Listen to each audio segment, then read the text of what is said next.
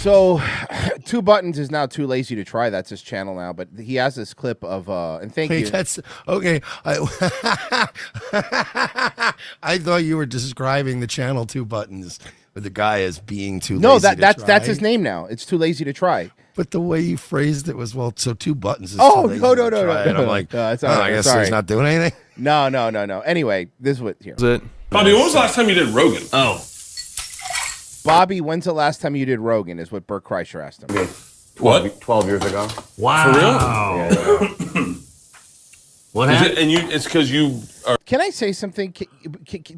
These fucking gimmicks, because everybody's trying to like differentiate themselves from this, being the same thing. So what is this show? I don't know enough about Bert Kreischer because if I have to hear the machine joke one more time, I'll kill myself. He cooks and does a show? He cooks and he hangs out. Oh, something's burning. How many podcasts do these people have? What happened? It's because you are a big vaxxer, right? And you just said I hate him now? No, I want to do it. It's just I don't know how. Do you? Because it seems like what you want to do is Ethan Klein's show. How? What do you mean? Like I don't know who to call or. Have you tried calling Joe Rogan? Dude, he's definitely one of these guys that just freezes himself out of everything. No. I mean, I thought that too, but I thought about this for a bit because I saw this clip earlier. Here's what I think. I think he doesn't want to go on Rogan, but he doesn't want to burn the Rogan bridge. I think that if he goes on Rogan, there's nothing that's going to make him look good. There's not. And yes, Bobby is a big pro-vax guy, and Rogan is obviously not. And Bobby is definitely closer friends with Ethan Klein than it is with Rogan, but he also wants his foot in this. That's what it is, man.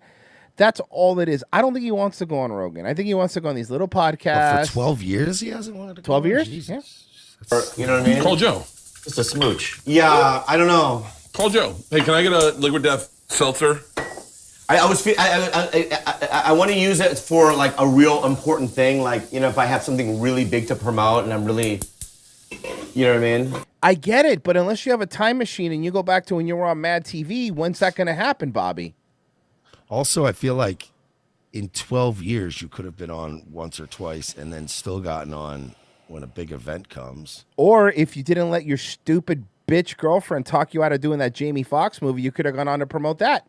Ooh, yeah, that would have been cool. Right? Cool? Day shift? Huh? Ching Chung Chinaman? In the day shift? I bet Shab could get you in.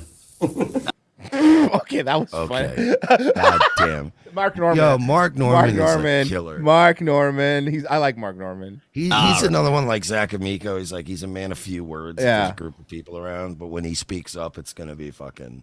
It's always going to be good. He almost borderline has Tourette's in these hangout scenarios because it just comes out. And he's like, sorry.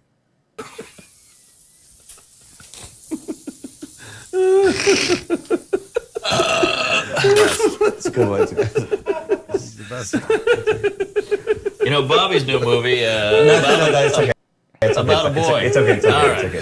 It's okay. I relax, Bert. Did the fucking Ari dose you again? I got hurt. That burgers No one laughs at Bert Kreischer more than Bert Kreischer. Yeah, boy, does he like to laugh. those things are ready there. They're coming. And Bert didn't even ruin that with his high-pitched squeak laugh. He managed to Wow, and Virgie took that shit personal. control it a little bit, at least. I know he started getting up there, but it's not as bad as when he starts talking and laughing at the same time. Talking about you, Virgie. But I love that all these comedians have been following all the Brendan Schaub You fucking asshole. See, he's doing it now. drama, and they're making I always call Virgie the Bert Kreischer of this show. jokes about it and everything. All right. And I don't What? You've said a lot of shit to me. You've said a lot of shit to me, Roy. Sorry. But because Merch is Yeah, it also... wasn't even me this time. I always get blamed. I know, it's just I mix up the abuse I in my always head. get blamed. Sorry.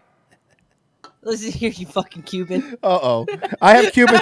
remember, I have Cuban supremacy.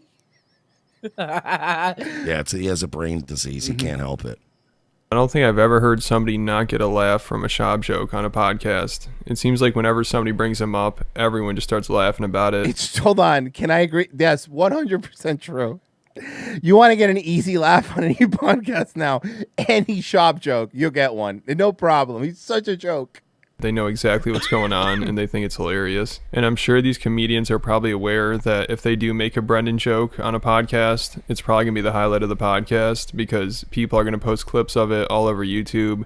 People are going to be talking. Who would do that? Taper, clip this. Who would do that? About it, sharing it. It'll be at the top of the Fight in the Kids subreddit. So bringing up Brendan on a podcast is a pretty big deal, and it's good to have somebody like Brendan in the comedy scene because it makes everybody around him funnier, and it gives him material because Brendan's like one of the best punchlines. So I do think your show too. Yeah, here we go.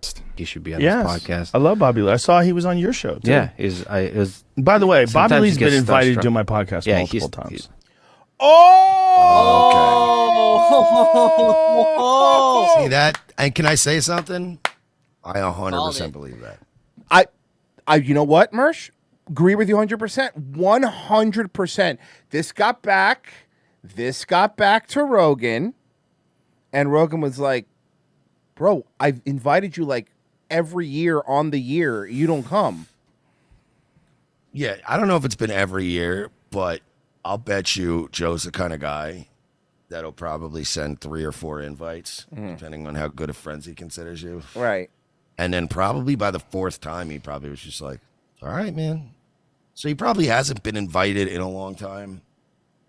But if you say so, probably I think it was a couple of years of Joe just being like, come on, man, come on the show.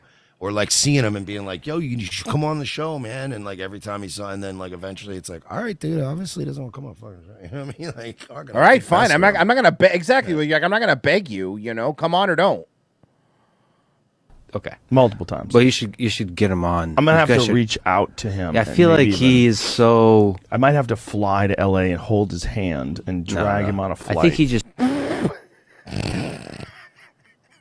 I'm sure Bobby is nervous to do the podcast, but I think with all the Brendan Schaub drama, that's actually helped him a little bit because since then he's been doing a ton of different podcasts. That's actually really good point, though. This Brendan stuff has been good for Bobby in terms of exposure, right? Yeah, I mean, he's a fucking weirdo too, but he's the one that came off the most sympathetic out of all this. Yeah, well, emphasis on simp. It seems like he's on like 3 or 4 a week, and he seems to enjoy it, and funny. People like hanging out with him. They like having him on. So I think we'll see him on Joe's podcast soon, hopefully. I mean, 12 years is a long time. So yeah, but I mean, were people really, couldn't wait to have him on? You know, I can only put Christ on my screen for so long. I'm so sorry. At least he was wearing a shirt.